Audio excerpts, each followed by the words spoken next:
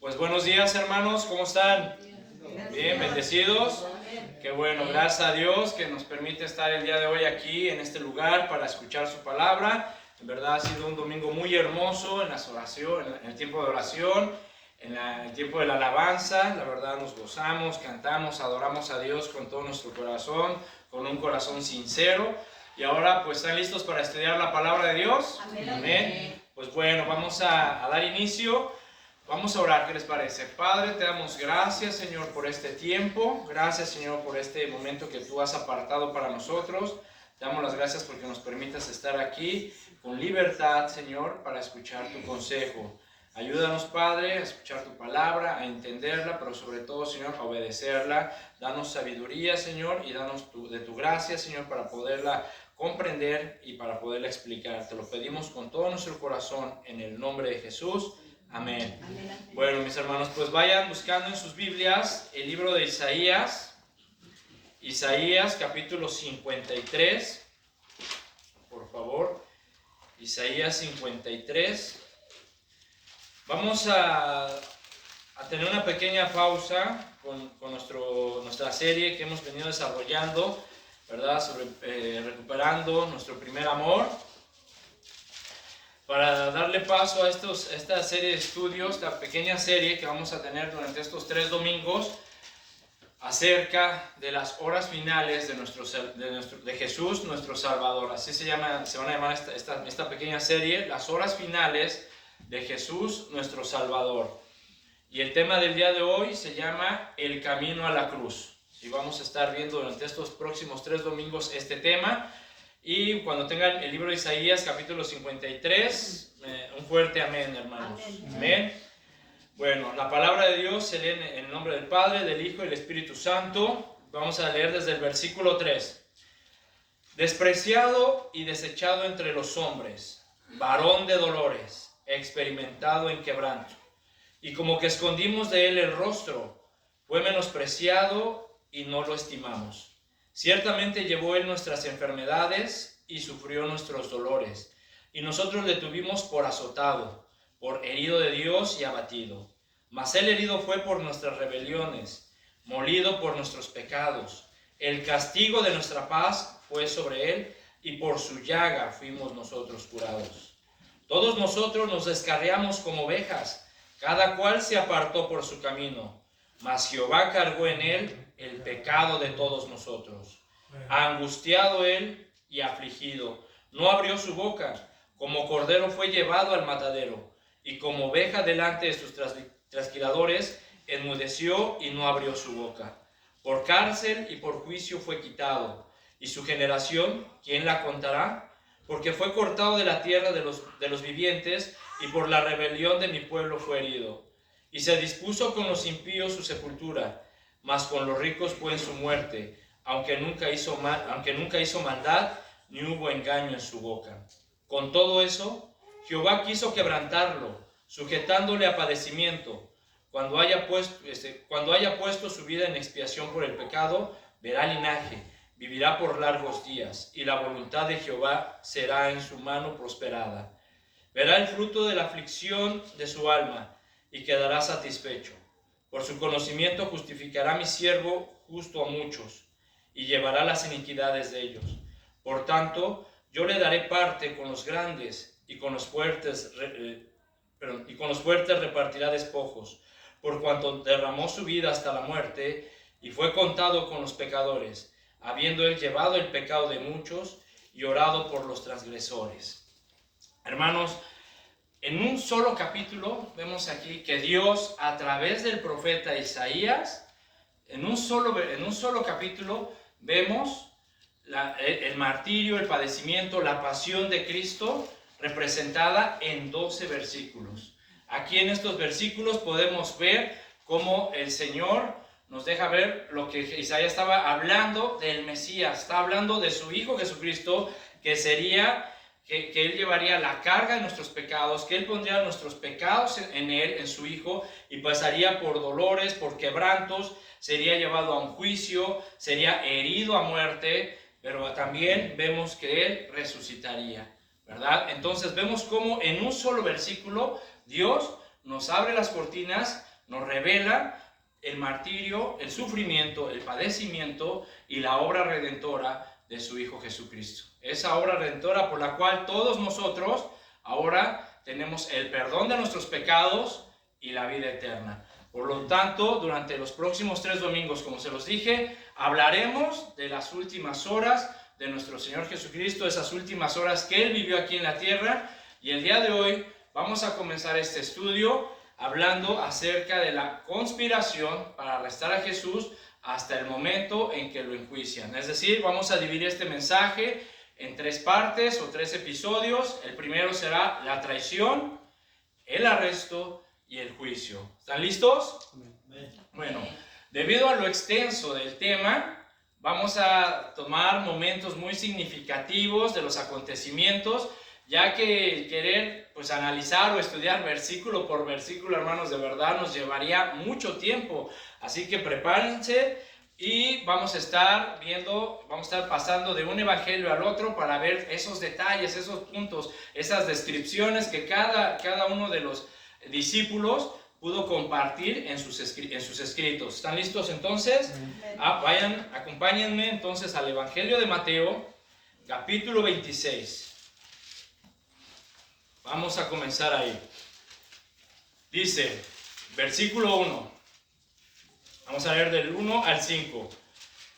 Dice, cuando hubo acabado Jesús todas estas palabras, dijo a sus discípulos, sabéis que dentro de 2 días se celebrará la Pascua, y el Hijo del Hombre será entregado para ser crucificado.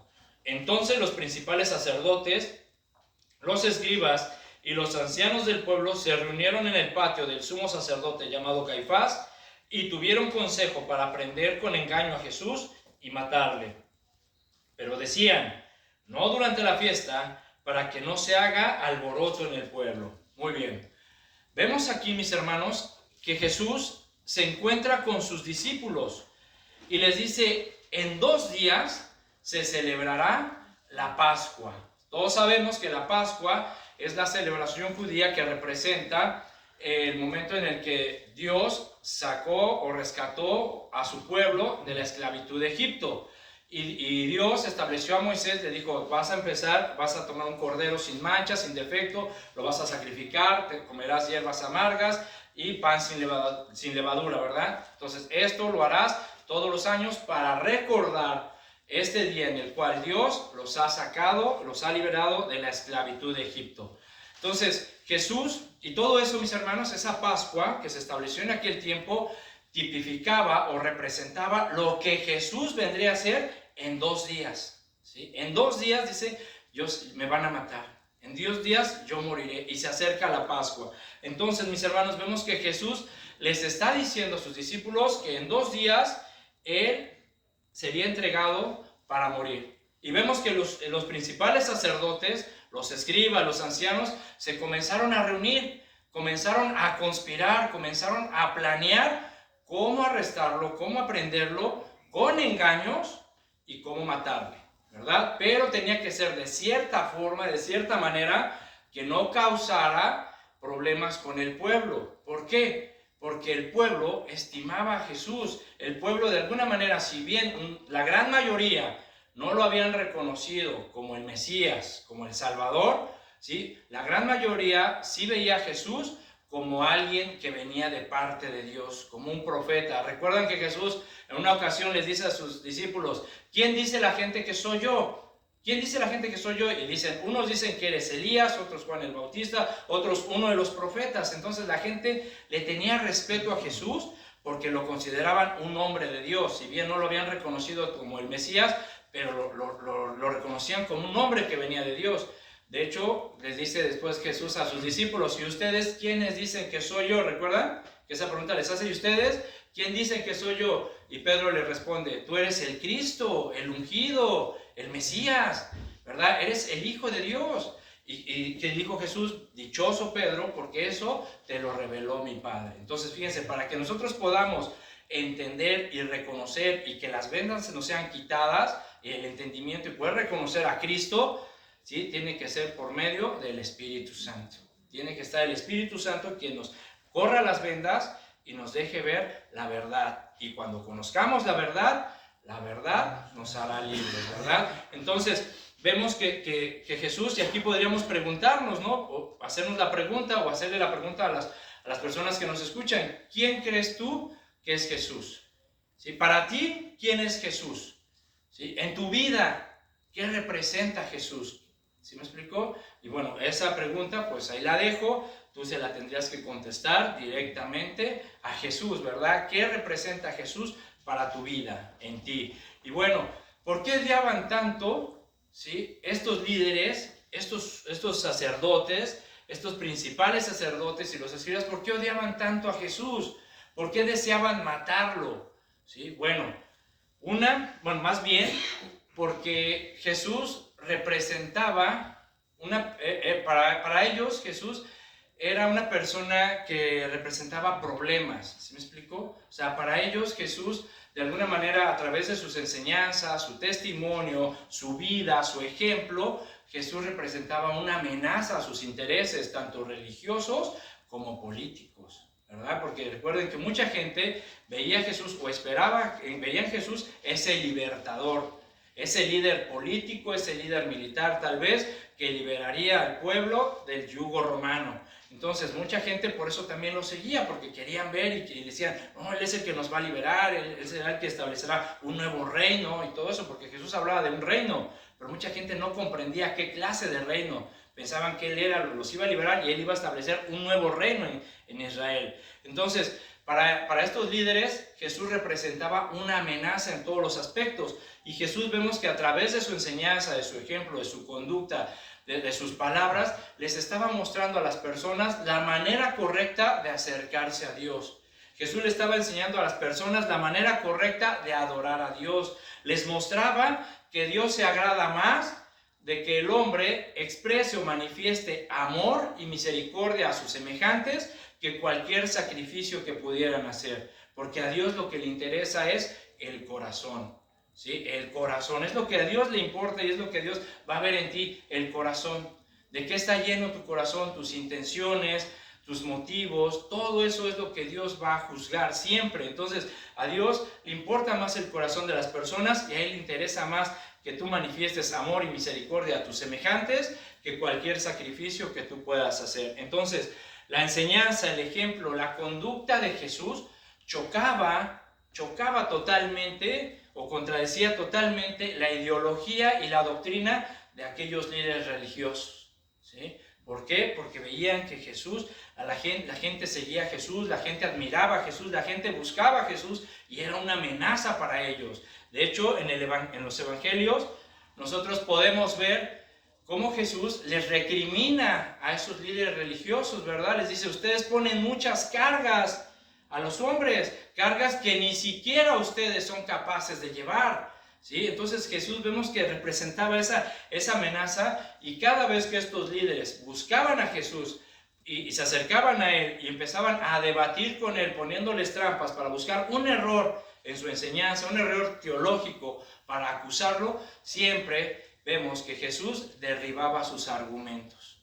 Entonces no encontraban la forma de acusarlo, de culparlo, porque Jesús siempre hablaba con la verdad, ¿verdad? Entonces vemos que Jesús anuncia su muerte, está con sus discípulos y los líderes religiosos comienzan a planear cómo matarlo. Pero este plan tenía que ser, recuerden, de cierta forma que no amenazara la paz del pueblo. Y dice, y llegamos al versículo 14 ahí en Mateo 26. Hermanos, es importante, les pido que vayan formando en su mente, o sea, que traten de ilustrar en su mente todos estos versículos que estamos leyendo. O sea, traten de ver la historia. Sé que la conocen, sé que muchos han visto películas, etcétera, pero es importante que vayamos haciendo una pintura de estos versículos, de este cuadro que la Biblia nos presenta. Dice en el versículo 14, recuerden, los líderes religiosos estaban planeando cómo atrapar, cómo arrestar a Jesús y cómo matarle. Y dice el versículo 14, entonces uno de los 12, que se llamaba Judas Iscariote, fue a los principales sacerdotes y les dijo, ¿qué me queréis dar? Y yo os lo entregaré. Y ellos le asignaron 30 piezas de plata y desde entonces buscaba oportunidad para entregarle. Fíjense, mis hermanos, aquí encontramos algo interesante. Vemos que el relato dice que Judas, o sea, habla de Judas como uno de los 12. ¿Por qué no dice uno de los discípulos fue? ¿Sí? Si no lo tacha simplemente como uno de los 12. Tal vez Mateo escribió así para hacer una descripción o una connotación a Judas como un agravante, ¿sí? Es como diciendo, como dando a conocer y tachándolo como que él fue el culpable por su infamia, ¿verdad? Por la traición. Pero también, mis hermanos, nos deja ver que Judas nunca fue un verdadero discípulo de Jesús, ¿sí? Judas nunca fue un verdadero discípulo de Jesús. Judas nunca reconoció a Jesús como el Mesías, nunca lo reconoció como el Salvador, ¿sí? A pesar de que Judas estuvo 3 años con Cristo y vio los milagros y escuchó las enseñanzas y día y noche era enseñado, preparado por Jesús, jamás aceptó en su corazón, ¿sí?, la idea de que Jesús era el Mesías, era el Salvador. Aparte, que todos sabemos que Judas participó de los milagros de Jesús. Cuando Jesús envió a sus discípulos a las aldeas, dijo: vayan, prediquen y les doy poder para que sanen enfermos, para que expulsen demonios. Y Judas lo hizo. Judas participó y experimentó el poder de Dios, porque él oró por enfermos y fueron sanados. Él expulsó demonios y los demonios salían de las personas. Pero Judas, mis hermanos, al igual que muchas personas, solamente veía en Cristo el interés, ¿sí? Judas tenía otros propósitos y otros intereses que le hicieron seguir a Jesús.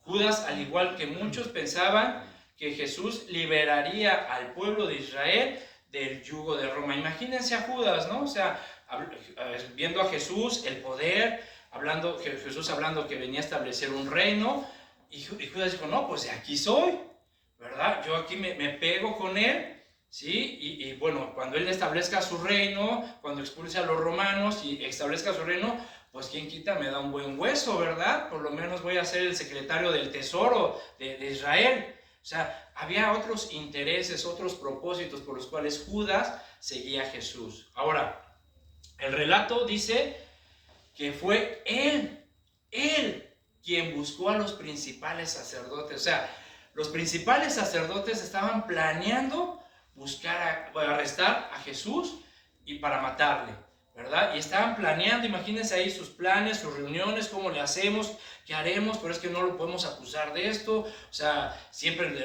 derriba nuestros argumentos, no hay cómo ganarle y todo eso, y jamás les pasó por la mente a estos líderes acercarse a unos de los discípulos de Jesús para sobornarle, para ofrecerles un negocio. Jamás se les nunca se imaginaron que uno de los discípulos de Jesús fuera quien lo iba a traicionar, ¿sí? Fuera el que fuera a buscarlos para negociar cómo arrestar a Jesús. Fue él el que fue a buscar a los principales sacerdotes, mis hermanos. Ahora, vemos esto porque en el versículo 15 dice que Judas fue a negociar con ellos. Dice: ¿qué me quieren dar? Y yo se los entregaré. Ahora, ¿qué fue lo que motivó a Judas para traicionar a Jesús? ¿Qué lo motivó? La avaricia, el amor al dinero, hermanos. El amor al dinero fue lo que motivó a Judas, ¿sí?, a traicionar a Jesús. Judas era un hombre que amaba el dinero. Sí, de hecho, en Juan 12, ¿recuerdan la historia? Cuando Jesús y los discípulos estaban en casa de Lázaro y su hermana María tenía un perfume muy caro, y dice que lo abrió y lo derramó en los pies de Jesús y enjugó los pies con sus cabellos, y que el perfume era carísimo, o sea, no que Chanel ni que nada, o sea, un perfume realmente caro y hermoso, ¿verdad? Que dice que cuando lo destapó, toda la casa se llenó del aroma del perfume. Y dice el relato que Judas dijo, ay, ¿para qué se desperdició este perfume? Mejor lo hubiéramos vendido a un buen precio y hubiéramos ayudado a los pobres. Pero Juan dice, pero no lo dijo porque realmente se preocupaba por los pobres, sino porque era ladrón, porque él manejaba la bolsa de las ofrendas y dice que tomaba para él. Entonces vemos que Judas era un hombre que era era avaricioso y le gustaba y tenía un amor muy profundo por el dinero. Entonces, imagínense a Judas, al ver que Jesús, 2 días antes de la Pascua, les dice a sus discípulos, en 2 días se celebra la Pascua y en 2 días voy a morir. O sea, Jesús les anuncia su muerte y Judas comienza a ver que sus propósitos, sus planes de seguir a Jesús no iban a salir como él pensaba.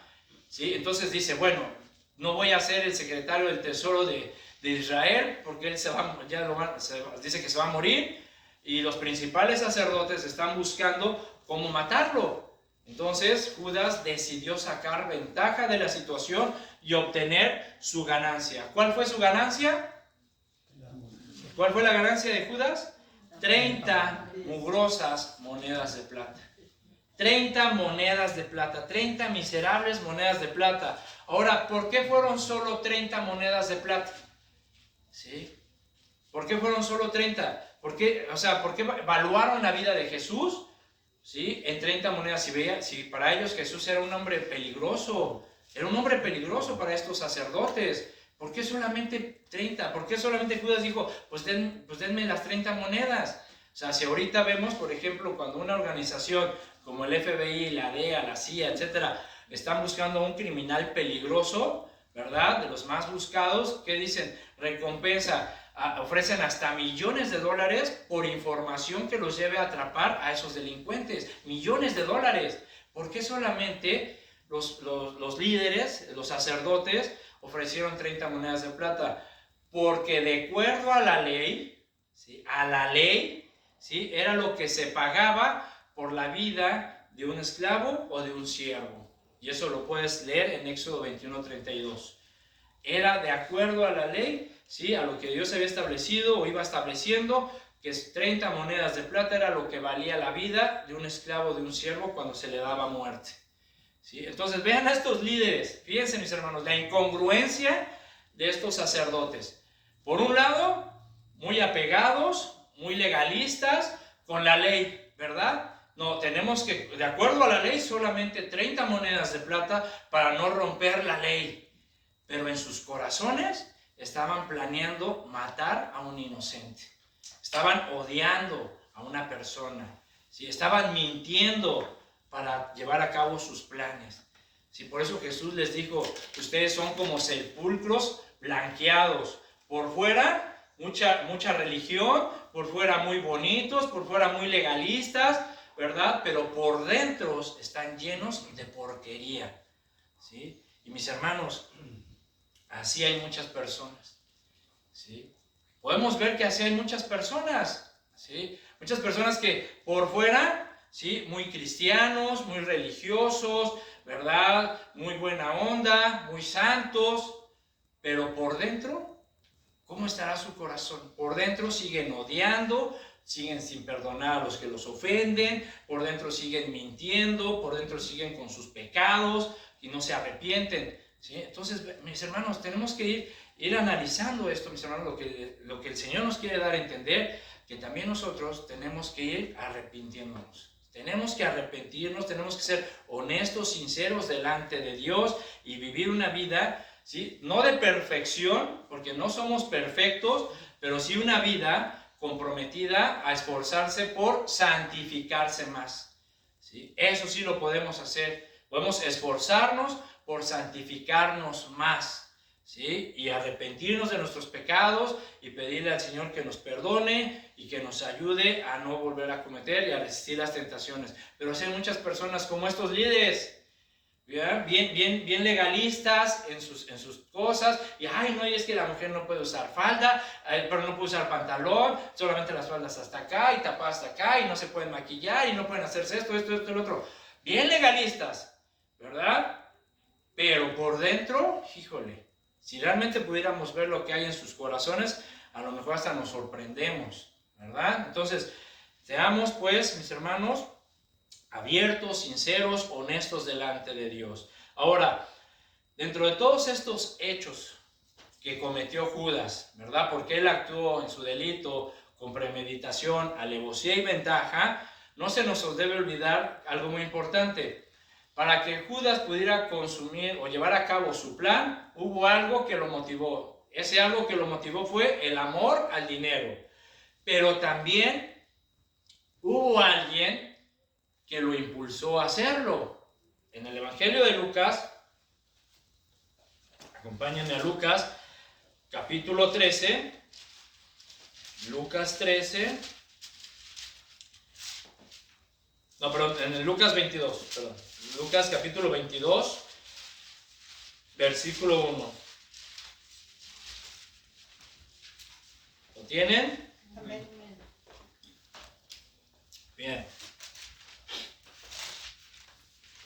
Dice, estaba cerca la fiesta de los panes sin levadura. Aquí vemos la otra perspectiva de este discípulo, de Lucas, ¿no? De acuerdo a la investigación que él hizo.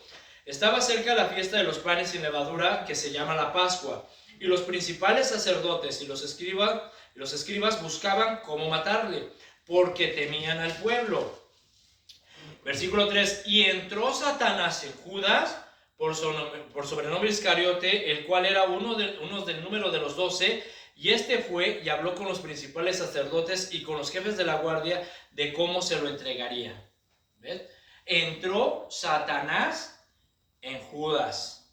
¿Sí? Y en el Evangelio de Juan, capítulo 13, versículo 1, dice, antes de la fiesta de la Pascua, sabiendo Jesús que su hora había llegado para que pasase de este mundo al Padre, como había amado a los suyos que estaban en el mundo, los amó hasta el fin. Y cuando cenaban, como el diablo ya había puesto en el corazón de Judas Iscariote, hijo de Simón, que le entregase, sabiendo Jesús que el Padre le había dado todas las cosas en las manos y que había salido de Dios y a Dios iba. Vean, Satanás puso en el corazón de Judas el traicionar a Jesús. Y fue Satanás quien se posesionó de Judas para llevar a cabo este plan. ¿Sí ven? O sea, Satanás se posesionó, así literalmente entró en Judas para manipularlo, para hacer lo que él, llevar a cabo este plan de matar a Jesús, de traicionar a Cristo. Ahora, dice aquí, por ejemplo, vemos aquí en Juan que Jesús ya estaba con sus discípulos, estaban celebrando la Pascua. Acuérdense, hermanos, vayan viendo este dibujo, esta pintura en su mente. Jesús ya estaban celebrando la Pascua, estaban en el aposento alto, los discípulos preparando la cena, ¿verdad? El cordero, las hierbas amargas, el pan sin levadura, y estaban ya Jesús y sus discípulos en este lugar, sentados a la mesa, y nos describe aquí que de repente Jesús se levanta, se quita su manto, se ciñe una toalla y comienza a lavarle los pies a sus discípulos, ¿sí? ¿Por qué Jesús le lavó los pies a sus discípulos? Bueno, hay una enseñanza profunda, una enseñanza espiritual en esto, pero también vemos que lavarle los pies era una costumbre judía, era una costumbre de que cuando tú tenías invitados o invitabas a alguien a tu casa, tenías que lavarle, o había alguien que les lavaba los pies a los invitados, ¿sí? Ya, o sea, venían del camino, del polvo, la tierra, el agua, el lodo, todo lo que tú quieras, y era una manera de recibirlos, ¿verdad? Y le lavaban los pies. Aquí nadie, o sea, ya estaban todos sentados a la mesa, pero nadie se acordó de lavarle los pies. Tal vez los discípulos no se les olvidó contratar a alguien para que hiciera este trabajo. Esta labor de lavarle los pies era la labor más baja, ¿sí? Lo hacía el siervo de menos rango dentro de todos los que trabajaban en una casa. Era la labor más baja que alguien podía hacer. Lavarle los pies. Es como si ahorita dijeran a alguien, a ver, lávate los baños, ¿no? Por ejemplo, o sea, digo, guardando las proporciones, pero era la función más baja que un siervo podía hacer, lavarle los pies a las personas que llegaban al hogar. Y no había nadie que lo hiciera, ¿sí? Y los discípulos tampoco, no hubo ninguno que dijera, oye, no hay quien lave los pies, yo lo voy a hacer. O sea, ninguno se acomedió a hacer lo que sabían que tenían que hacer, que era lavarle los pies a los demás. Ninguno de los discípulos se acomedió. Yo me imagino ahí, yo que le voy a lavar los guantes a Pedro, ¿verdad? No, yo que le voy a tallar los callos al otro, no, para nada, que se los lave él. Entonces no hubo ninguno que se acomediera, hermanos. ¿Sí? Eso nos da una enseñanza. Y Jesús se levanta, se quita su manto, se ciña su toalla y dice, y comienza a lavarle los pies a sus discípulos. El Hijo de Dios vino a lavarnos los pies, hermanos. ¿Sí? El Hijo de Dios se humilló, ¿sí? Para darnos una enseñanza de humildad, ¿sí? De humildad, ¿sí? El Hijo de Dios, por eso, mi hermano, de verdad, si tú sabes que hay algo que se tiene que hacer, hazlo. ¿Sí? No esperes a que alguien te diga, haz esto, haz el otro. Si tú sabes lo que tienes como hijo de Dios, como discípulo de Cristo, si tú sabes lo que tienes que hacer, hazlo, acomídete, ¿sí? A hacer lo que el Señor te pide. No esperes a que otro se levante y te diga, ven, vamos a hacerlo. No, hazlo tú. ¿Sí? No esperes a que el pastor, el líder, la hermana, los de la alabanza lo hagan. Hazlo tú. ¿Sí me explicó? O sea, Jesús nos está dando una enseñanza de humildad y podrás alcanzar éxito, fortuna, dinero, ¿verdad? Si Dios te lo da, pues qué bueno, gloria a Dios, pero no importa la posición que alcances o la fortuna que tengas, hermano, siempre trata de mantener la humildad. ¿Sí? La humildad. Eso es importante. Jesús nos está dando el ejemplo de que el Hijo de Dios, ¿sí? Se humilló a lavarle los pies a sus discípulos. Entonces, es muy importante esto. Y vemos aquí, regresando aquí en el Evangelio de Juan, en el versículo 21, Juan 13, estamos en Juan 13, versículo 21, ¿sí? Fíjense, está Jesús con sus discípulos, están tomando la cena, les lava los pies, se sientan a cenar y están compartiendo el cordero, las hierbas amargas, el pan sin levadura.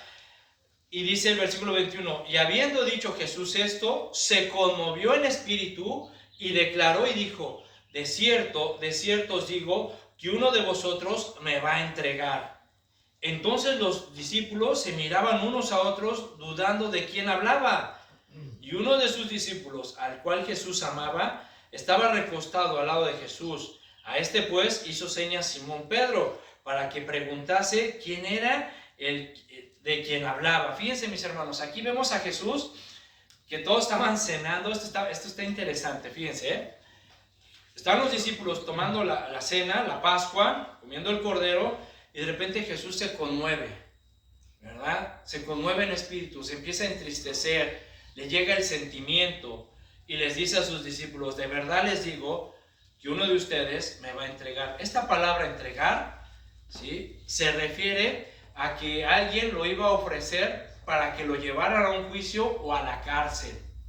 ¿Sí? Eso es lo que significa esta palabra entregar, de la palabra griega en la que se traduce. Se refiere a ofrecer a alguien para juicio o para la cárcel. Entonces Jesús le está diciendo, de verdad les digo que uno de ustedes me va a ofrecer para que me lleven a un juicio y para que me lleven a la cárcel. Y dice que los discípulos, al escuchar esto, dice, se miraban unos a otros dudando. Esta palabra dudando significa perplejo, del griego aporeo, significa perplejo, es decir, se quedaron inciertos, confundidos, paralizados. O sea, imagínense, están con el cordero, ahí remojando su pan, ahí en las hierbas amargas, comiendo, y de repente Jesús dice, de verdad les digo que uno de ustedes me va a entregar, me va a llevar, me va a ofrecer para que me enjuicien y me metan a la cárcel. Y todos los discípulos se quedan así como, ¿qué? O sea, imagínense tal vez a Mateo ahí con el taco en la boca. ¿Cómo? ¿Quién? ¿Qué dijo? Escuché, y Pedro con la copa. Maestro, ¿qué dijo? O sea, uno de nosotros, ¿quién será? ¿Quién será? Sí, y comenzaron a verse unos a otros. Tú, a ver, mirarse a los ojos, a ver de quién sospechaban, ¿verdad? Y vemos que Simón Pedro le dice a Juan, que estaba recostado en su pecho, y le dice, Juan, ¿quién lo va a traicionar? Pregúntale. ¿Sí? Y Juan le dice aquí en el versículo 25, entonces, recostado cerca del pecho, le dijo, Señor, ¿quién es? Ahora, esta pregunta, pues está cerca y se supone o se entiende que es con voz baja. Señor, ¿quién es? ¿Verdad? Y respondió Jesús, a quien yo diere el pan mojado, aquel es. O sea, aquí hay una enseñanza, mis hermanos. Ven cómo cualquiera de los discípulos de Jesús, cualquiera que vive cerca del Señor, que está en la intimidad, en lo secreto de Dios, Dios siempre le va a revelar las cosas, siempre le va a revelar los misterios. O sea, este discípulo a quien Jesús amaba, que estaba recostado en su pecho y que Jesús no le dijo, ay, espérate para allá, sino lo dejó recostarse, dice, Señor, ¿quién es?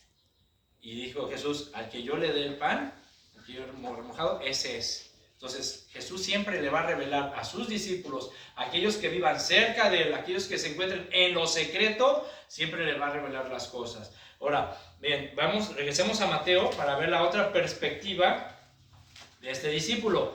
En Mateo 26, versículo 21, dice, y mientras comían, dijo, de cierto os digo que uno de vosotros me va a entregar, me va a ofrecer para que me lleven al juicio y a la cárcel. Y entristecidos en gran manera, comenzó cada uno de ellos a decir, ¿soy yo, Señor? ¿Soy yo? Entonces él respondió, dijo, el que mete la mano conmigo en el plato, ese me va a entregar. A la verdad el Hijo del Hombre va, según está escrito de él. Mas hay de aquel hombre por quien el Hijo del Hombre es entregado. Bueno le fuera a ese hombre no haber nacido. Versículo 25. Entonces respondió Judas, el que le entregaba, dijo, ¿soy yo, maestro?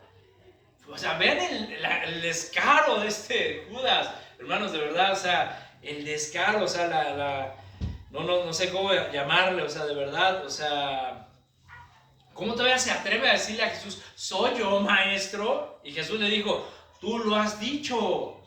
¿Sí? Vean, mis hermanos, vemos a Judas cómo todavía se atreve, sabiendo él que él era el traidor, cómo se atreve todavía a preguntarle a Jesús, ¿soy yo, maestro? Ahora, ¿por qué Judas, sabiendo que él era el traidor, le hizo esta pregunta a Jesús? ¿Sí? ¿Por qué sabiendo que era el traidor le hizo esta pregunta a Jesús? ¿Alguna vez te lo has preguntado? O sea, ¿por qué si Judas sabía que él lo iba a traicionar y él lo iba a entregar, todavía tuvo el descaro, el cinismo de preguntarle a Jesús, ¿soy yo, maestro?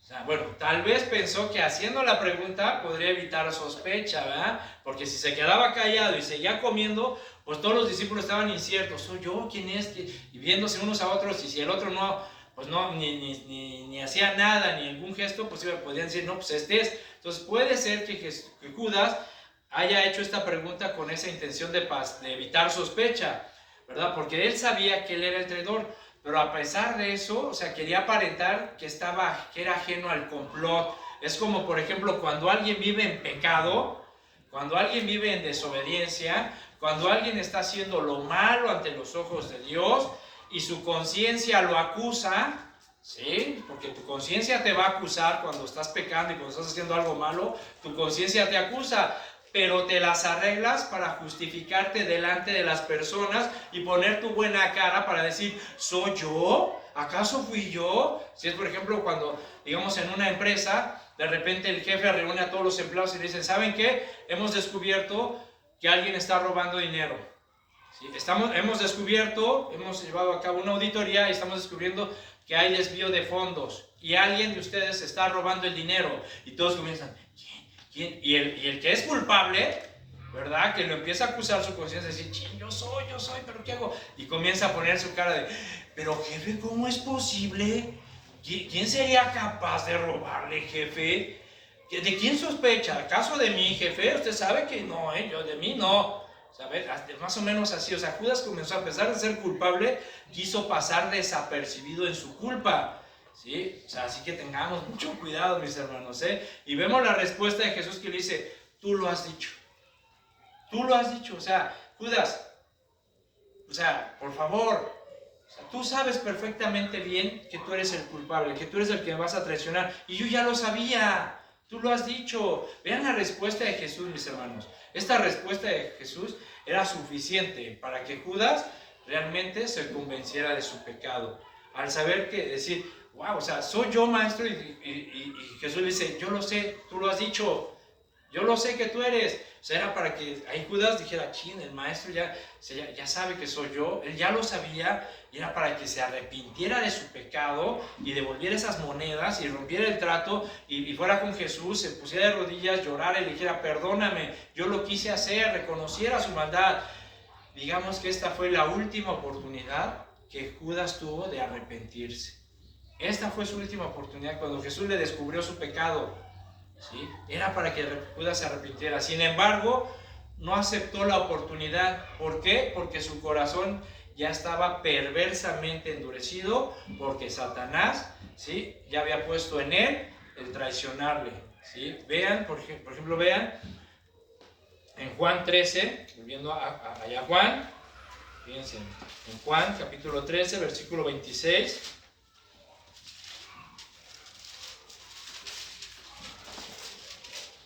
Juan 13, 26, dice, vemos que aquí Juan le dice a Jesús, Señor, ¿quién es? Respondió Jesús, a quien yo diera el pan mojado, aquel es. Y mojando el pan, dio a Judas Iscariote, hijo de Simón, y después del bocado, ¿qué dice? Satanás entró en él. Entonces Jesús le dijo, lo que vas a hacer, hazlo más pronto. ¿Sí? Y ninguno de los discípulos sospechó de Judas, porque como él era el que manejaba la bolsa, pensaron que tal vez Judas al levantarse y al irse, Jesús le había pedido que fuera a comprar algo para la cena o para que fuera a darle de comer a los pobres, ¿verdad? Pero en ese momento Judas se fue. Aquí pregunta, hermanos, pregunta, ¿Judas participó de la cena del Señor? ¿Sí o no? ¿Sí? ¿De verdad? ¿Sí? ¿Qué dicen los demás? ¿Sí o no? Bueno, no dicen nada.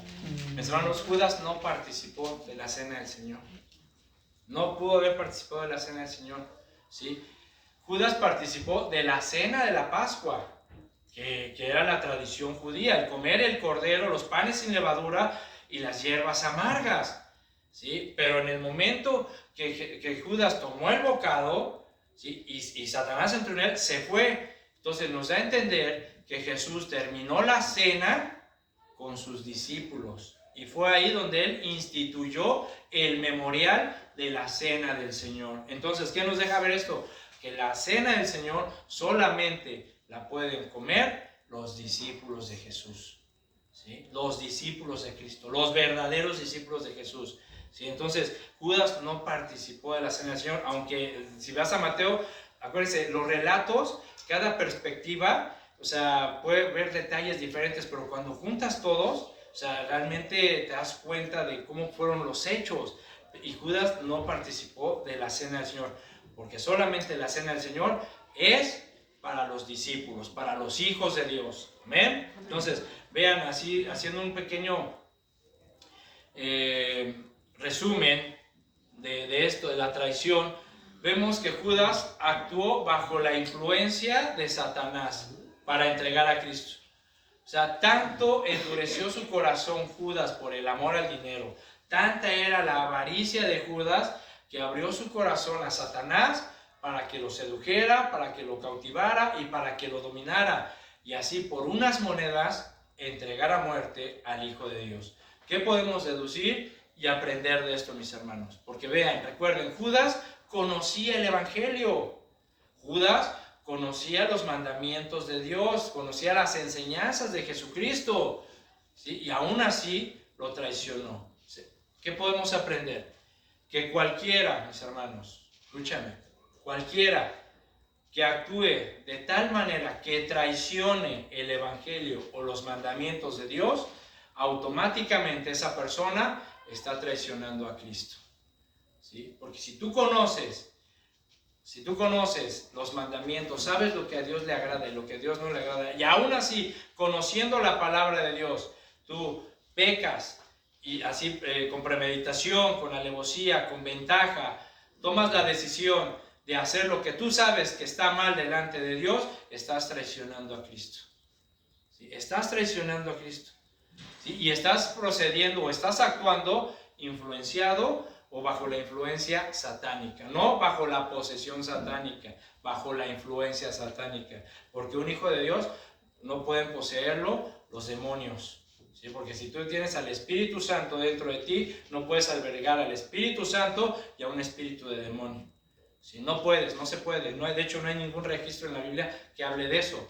Pero sí puedes, tú como hijo de Dios, ser influenciado por esas voces, por las tentaciones, las trampas que te ponen enfrente, y ser influenciado con esas voces, decir, hazlo, haz esto, haz el otro. ¿Sí me explico? O sea, puedes actuar bajo la influencia satánica, pero no bajo la posesión satánica, es diferente. Entonces, tengamos mucho cuidado, mis hermanos, de cómo nos estamos conduciendo en nuestra vida, de las decisiones que estamos tomando. Recuerden lo que dice Santiago 4:4. ¿No sabéis que la amistad del mundo es qué? Enemistad contra Dios, ¿sí? Y cualquiera pues que quiera ser amigo del mundo se constituye en enemigo de Dios, ¿sí? Así que tengamos mucho cuidado de cómo procedemos, porque si tú, por querer tener más ganancia o más éxito o querer tener la posición en tu trabajo que tanto has querido, vas a mentir, vas a robar, vas a difamar, mi hermano, sabiendo bien que eso no le agrada a Dios, estarías traicionando a Cristo, ¿sí? Por ejemplo, en estos tiempos, ¿no? Que estamos hablando de los tiempos de impuestos, ¿sí? ¿Cuántos cristianos y no cristianos mienten en sus formas de impuestos?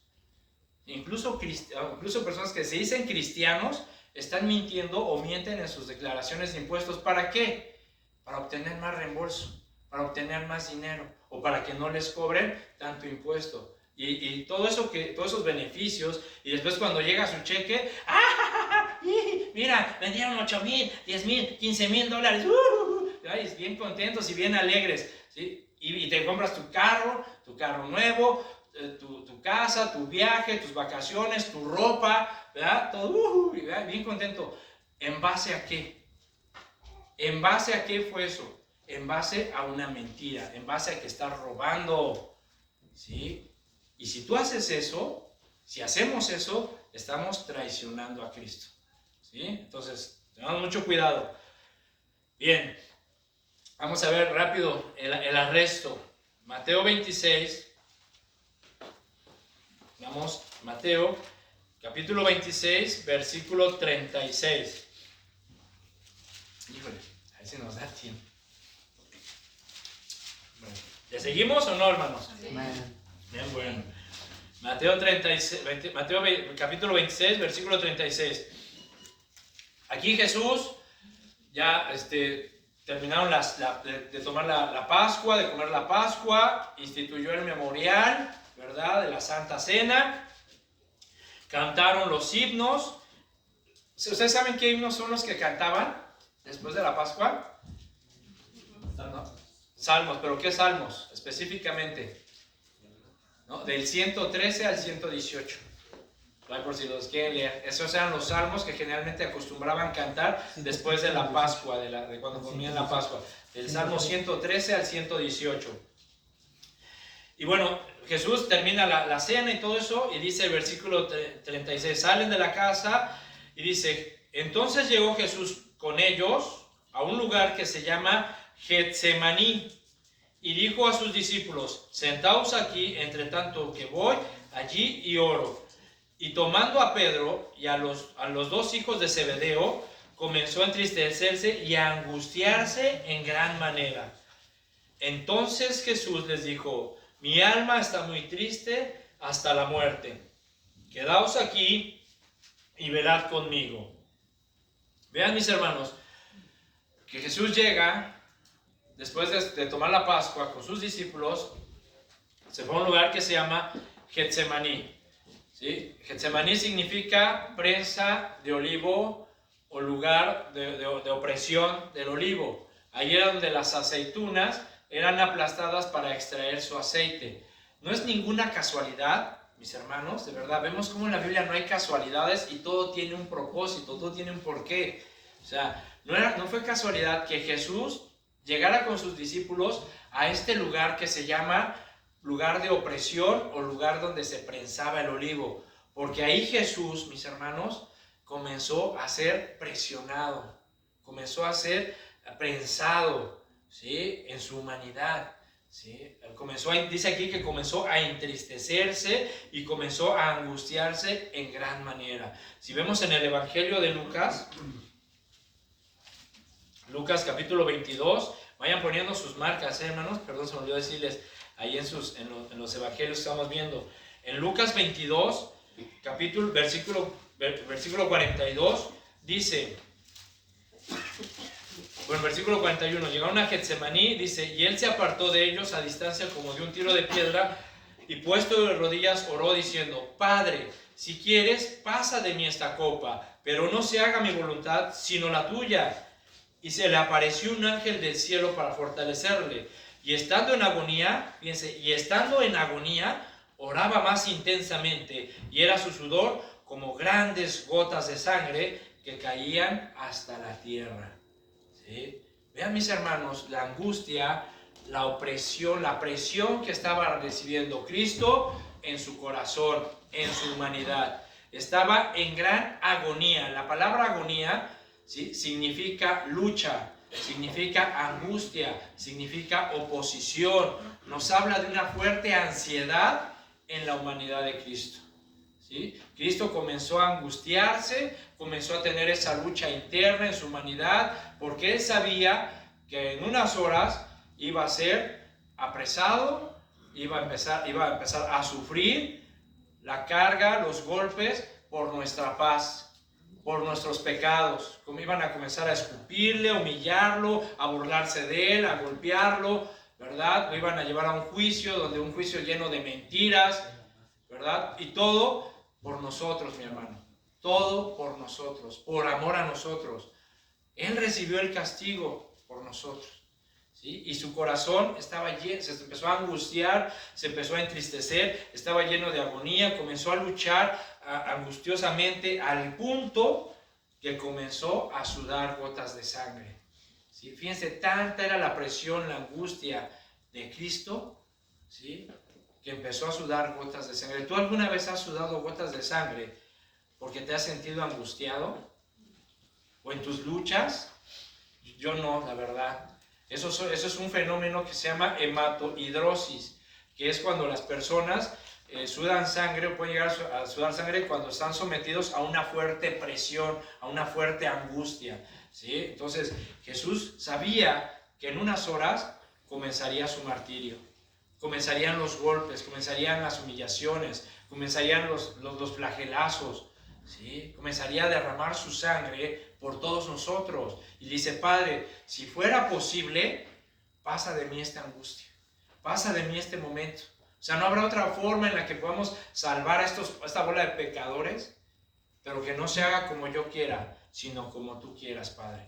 ¿Sí? Entonces comenzó a angustiarse de tal manera, y dice aquí el relato, que tuvo que bajar un ángel del cielo. El Padre tuvo que enviar un ángel para fortalecer a Cristo. ¿Por qué tuvo que enviar el Padre a un ángel a fortalecerlo?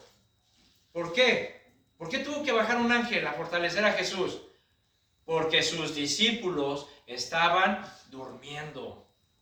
Porque Jesús les dijo, Pedro, Juan, Jacobo, vengan conmigo, me estoy sintiendo triste, estoy angustiado hasta la muerte, estoy teniendo una lucha en mi corazón, en mi ser, por lo que me va a pasar. Oren por mí, velen conmigo, oren por mí, pídanle al Padre que me fortalezca, por favor, esténse conmigo un tiempo. Nosotros, ahí.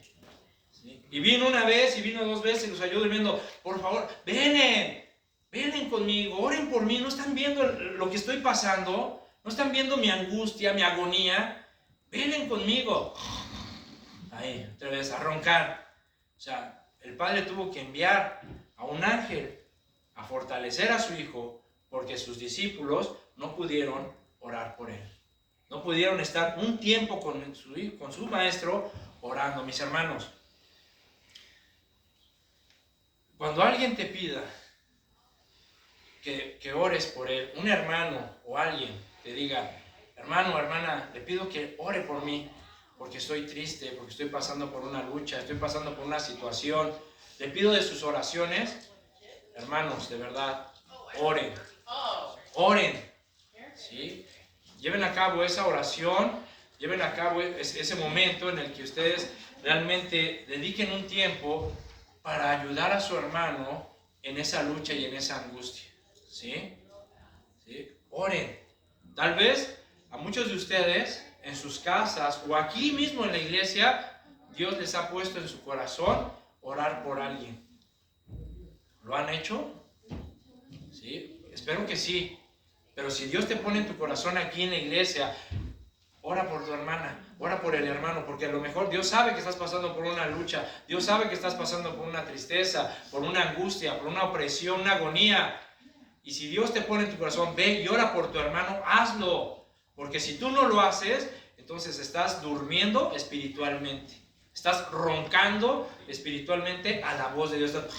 Ahí, ¿sí? Entonces, oremos, mis hermanos. No nos aventemos a saco roto. Cuando Dios ponga en nuestro corazón, orar por alguien. ¿Amén? Amén. Entonces, Jesús estaba triste, estaba angustiado, porque en unos momentos más Jesús tomaría el lugar por todos nosotros. Tomaría el lugar de los pecadores y recibiría el castigo por nuestros pecados. El castigo que todos merecíamos, Jesús lo recibió. El que no conoció pecado, por nosotros lo hizo pecado. Y vemos en Mateo, volviendo a Mateo 26, versículo 47, vemos aquí cómo arrestaron a Jesús. Dice, mientras todavía hablaba, vino Judas, uno de los 12, y con él mucha gente con espadas y con palos de parte de los principales sacerdotes y de los ancianos del pueblo. Y el que le entregaba le había dado señal diciendo, al que yo besare, ese es, prenderle. Y enseguida se acercó a Jesús y dijo, salve maestro, y le besó. Y Jesús le dijo, amigo, fíjense, amigo, ¿a qué vienes? Entonces se acercaron y echaron mano a Jesús y le prendieron. ¿Sí? Fíjense, mis hermanos, el cinismo y el descaro de Judas. O sea, ya lo traicionó.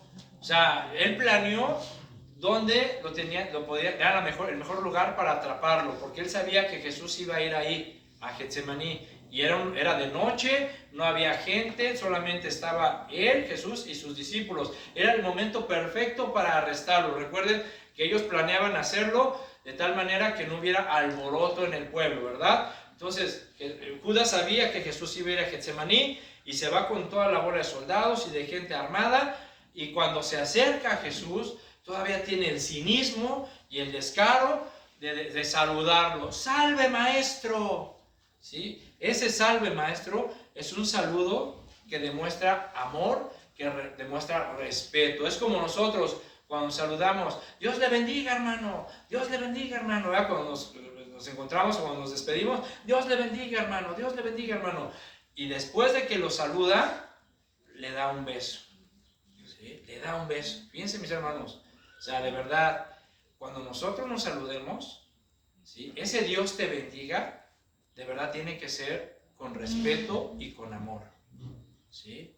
Cada vez que tú saludes a uno de tus hermanos, a una de tus hermanas, si tú le vas a decir Dios te bendiga, es porque en verdad te gozas, porque en verdad lo respetas, porque en verdad lo amas en el amor de Cristo y te da gusto verlo. Y Dios te bendiga, hermano, y cuídate, Dios te bendiga. Pero no decirle Dios te bendiga, o sea, le das un beso y después empiezas a hablar de esa persona. Y a juzgarlo, y a criticarlo, y a señalarle, y a burlarte de él. ¿Sí? Porque en verdad, mis hermanos, eso no le agrada a Dios. Estaríamos cayendo en lo mismo. Estaríamos cayendo en lo mismo de Judas. ¡Ay, hermano, Dios te bendiga! Y después, ¡ay, viste, ¿verdad? No. ¿Sí? No. No puede ser así. En Lucas 22:48 Jesús le dice a Judas, Judas, ¿con un beso entregas al Hijo del Hombre? Fíjate nada más la pregunta. ¿Con un beso, Judas? O sea, ¿de verdad estás loco, Judas? O sea, ¿cómo? O sea, ¿con un beso te atreves a entregar al Hijo del Hombre? ¿Qué representa un beso, mis hermanos? Con un beso expresas tus sentimientos. Con un beso tú le dices a tu esposa y a tu esposo que lo amas. Con un beso tú le dices a tu hijo que lo quieres, que lo amas, a tus papás, ¿verdad? A tus nietos, a tus sobrinos, tú le dices cuánto lo amas. Y Judas, con una de las expresiones más hermosas de amor y profundas que podamos nosotros como personas expresar, con un beso identificó al Hijo de Dios para que lo arrestaran. Si con un beso Judas entregó al Hijo de Dios al vituperio, a la humillación, a los golpes, con un beso Judas se entregó en manos de los que odiaban a Jesús, con un beso fue para que lo golpearan. Y hoy en día, mis hermanos, hay muchas personas que hacen lo mismo. Muchas personas que están en la misma conducta que Judas. Muchos conocen o dicen conocer a Dios. Muchos conocen las enseñanzas de Cristo, conocen la historia de su crucifixión, de su muerte, de la resurrección. Muchos conocen y dicen, soy cristiano, ¿verdad? Y no solamente cristianos protestantes como nos llaman, también católicos, ¿sí? Católicos también. Dicen que profesan amar a Dios y respetan a Dios y van a la iglesia y conocen la historia y comienzan y confiesan con su boca, Jesús es mi Señor, Jesús es mi Señor. Pero con sus acciones, con su vida, con sus decisiones, lo están traicionando y están entregando a Jesús en manos de los que lo odian para que se burlen de él, ¿sí? Porque vemos la vida de muchas personas que, sobre todo en estas fechas, van a la iglesia, ¿verdad? Van a la iglesia y Jesús y platican de la muerte, la resurrección de Jesús y que los 7 templos y que esto, que el otro y que aquello y pura religión y tradiciones y vienen a las iglesias cristianas también y aplauden y jajaja, jejeje y adoran a Dios y Dios es mi Señor y todo eso, pero con su vida, con su ejemplo, con sus pensamientos, con su manera de hablar, están entregando a Cristo para el vituperio de aquellos que lo odian, ¿sí? Porque muchas veces que uno dice, oye, ¿qué no acabas de ir a la iglesia? Y mira, ya te estás emborrachando, no pasa nada, ¿sí? Oye, ¿que no dices que eres cristiano? Y ya descubrimos que andas en adulterio. Ay, bueno, o sea, sigues robando, sigues mintiendo, sigues haciendo todo lo que haces, ¿sí? Y estás entregando a Cristo para que se burlen de él, para que lo bofeteen aquellas personas que no aman y que odian a Cristo, ¿sí? Entonces tengamos mucho cuidado, mis hermanos, porque si cualquiera que actúe así es tan culpable como Judas de usar a Jesús para sus propósitos y para sus beneficios egoístas. Entonces, mucho cuidado, mis hermanos, de verdad. Sabemos que no somos perfectos, repito, no hay perfección, pero sí hay compromiso. Sí hay compromiso, sí te puedes esforzar por llevar una vida íntegra, honesta, humilde, de santidad delante de Dios, reconociendo tus errores, porque vamos a cometer errores, pero cuando tú cometes un error, te arrepientes, lo confiesas, Dios te perdona y te esfuerzas por no volverlo a hacer. Amén. Entonces, Judas se acerca a Jesús, lo besa y los soldados lo capturan. En los evangelios de Mateo, Marcos y Lucas, Jesús se dirige a la gente diciendo, como contra un ladrón habéis salido con espadas y con palos para prenderme, cada día me sentaba con vosotros enseñándoles en el templo. ¿Por qué no me prendieron ahí? Es obvio, pues no lo iban a agarrar en la vía pública para no causar el alboroto, porque el pueblo tenía en gran estima a Jesús. Pero vean lo que dice en Mateo 26, versículo 53. Dice, estaba Jesús ahí, recuerden, llegaron los soldados, intentaron arrestarlo, los discípulos quieren defender a Jesús, a su maestro. Pedro saca el machete, le corta la oreja a Malco, ¿verdad? Y Jesús le dice, a ver, tranquilos, dice, ¿acaso piensan, versículo 53, ¿acaso piensas que no puedo orar a mi Padre y que Él no me daría más de 12 legiones de ángeles? Pero ¿cómo entonces se cumplirían las escrituras de que es necesario que así suceda? Vean nada más, mis hermanos, ¿sí? Ahora, en Juan vemos otro dato. En Juan, a Juan, en el capítulo 18, versículo 4. ¿Sí? Dice, pero Jesús, sabiendo todas las cosas que le habían de sobrevenir, se adelantó y les dijo, ¿a quién buscan? Y le respondieron: a Jesús Nazareno. Jesús les dijo: yo soy. Y estaba también con ellos Judas, el que le entregaba. Cuando les dijo: yo soy, retrocedieron y cayeron a tierra. Volvió pues a preguntarles: ¿a quién buscan? Y ellos dijeron: a Jesús Nazareno. Respondió Jesús: os he dicho que yo soy. Pues si me buscáis a mí, dejen ir a estos. Vean, mis hermanos, o sea, esto en verdad es increíble. A mí la verdad me cautivó mucho. Vean, Jesús, los discípulos tratando de defender a su maestro.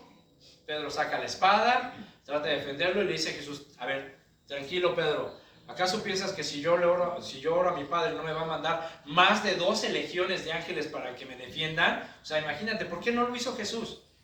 ¿Sí? ¿Por qué no le dijo: a ver, Padre, envíame unos ángeles para que aplasten como chinches a estos? ¿Sí? O sea, ¿por qué no lo hizo? Bueno, porque se tenía que cumplir lo que estaba escrito, ¿verdad? Ahora, vean a Jesús, cuando se acercan a él y Jesús le dice: ¿a quién buscan? Y Jesús dice: a Jesús Nazareno. Y dice Jesús: yo soy. O sea, con una palabra, Yahvé, o sea, los retrocedió. O sea, los hizo irse para atrás y caerse.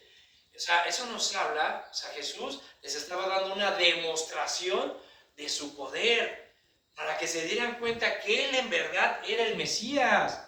Pero la gente ni por sentido común, o sea, imagínate, si tú ves algo así, imagínate que tú vas y eres uno de los soldados, y de repente te pregunta Jesús: ¿a quién buscas? Y tú dices: a Jesús Nazareno. Y Jesús dice: yo soy. Y te vas para atrás y te caes al piso. O sea, por sentido común no dirías: oye, aquí, o sea, ¿qué pasó?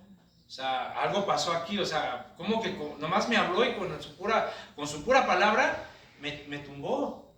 Me hizo retroceder y me tiró. O sea, por sentido común tratarían de meditar un poquito. Jesús les estaba demostrando su poder para que vieran que Él era el Mesías.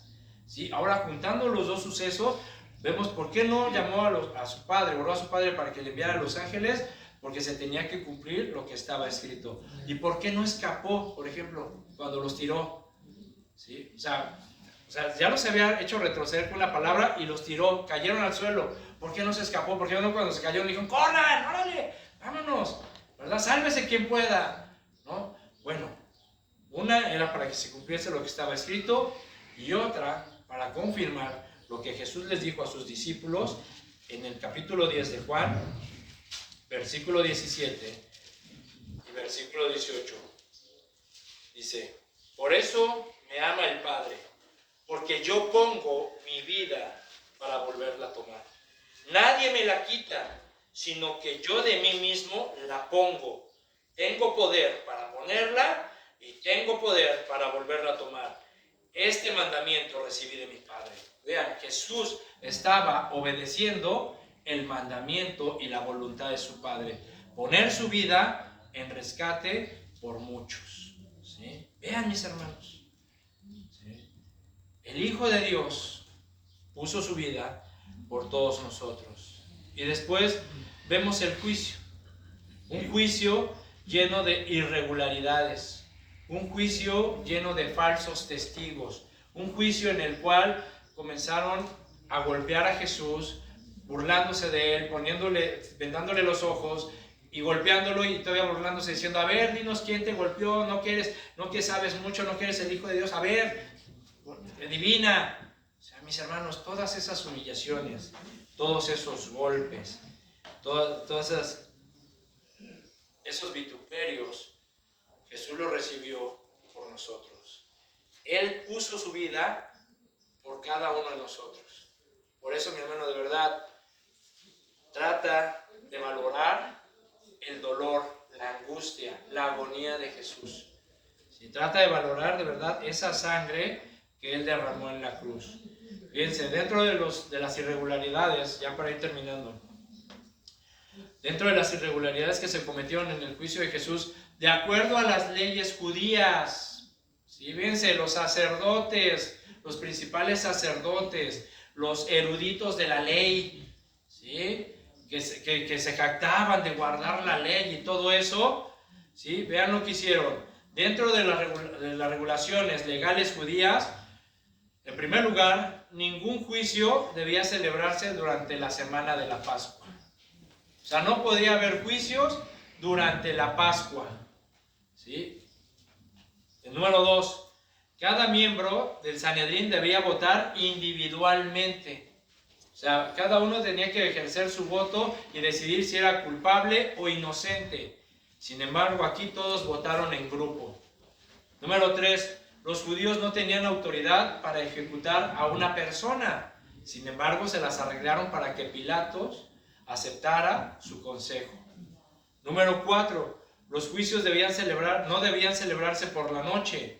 Sin embargo, a Jesús lo arrestaron y lo juzgaron por la noche. Y número 5, había que darle al acusado, dentro de las leyes judías, darle un representante, un abogado. Jesús no tuvo a nadie que lo representara. ¿Sí? En última instancia, los judíos, ¿sí?, y la muerte de Jesús fueron ilegales según las leyes terrenales. Y fue una burla al Mesías que moría perfecto y sin pecado. Así que, mi hermano, no menosprecies el sacrificio de Cristo.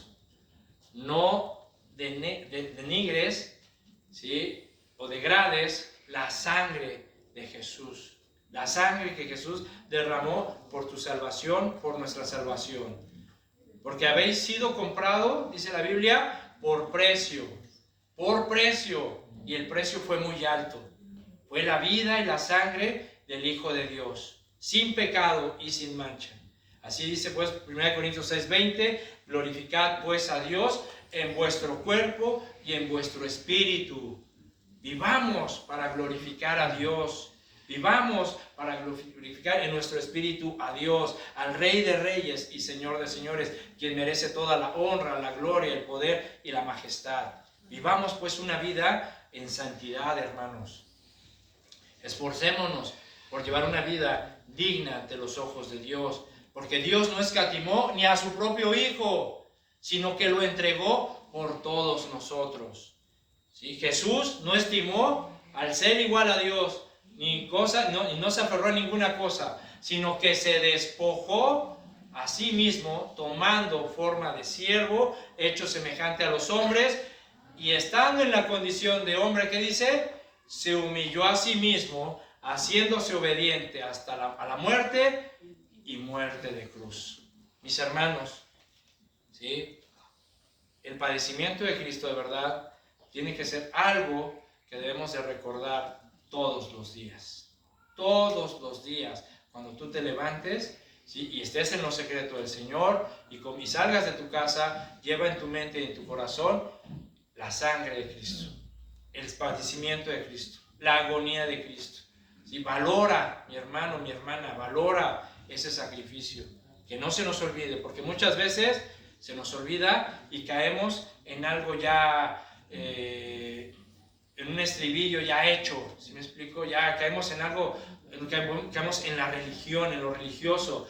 Dios te bendiga, Dios te bendiga. Ya lo decimos por nada más como un cliché, ¿sí? Ya, Dios te bendiga, mi hermano. Y sí, Señor, gracias, Dios. No. Cada decisión, cada paso que tú des, cada día que tú vivas, que sea para glorificar al Hijo de Dios. Amén. Amén. Amén. Vamos a orar. Señor, te damos gracias. Gracias, Señor, por tus misericordias, por tu bondad y tu amor.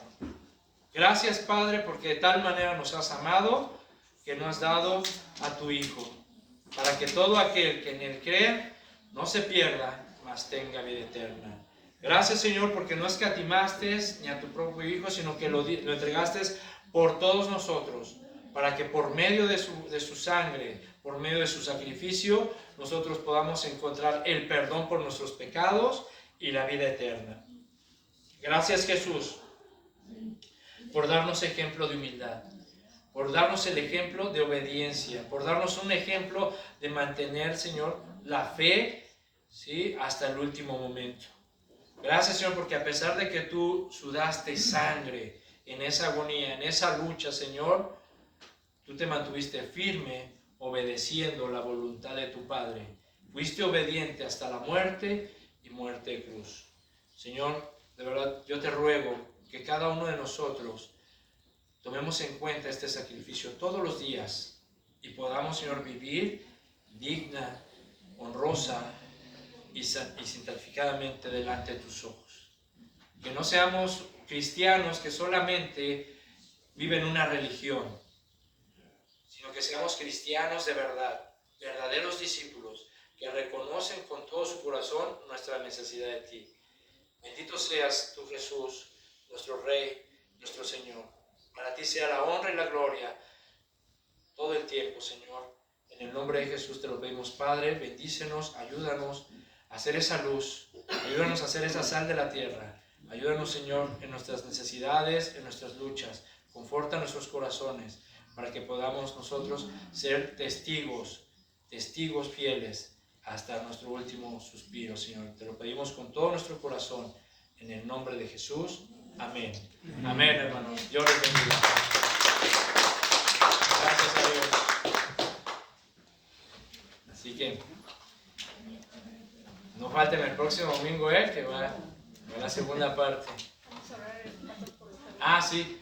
Vamos a orar por nuestros hermanos, Pablo tú y nuestra hermana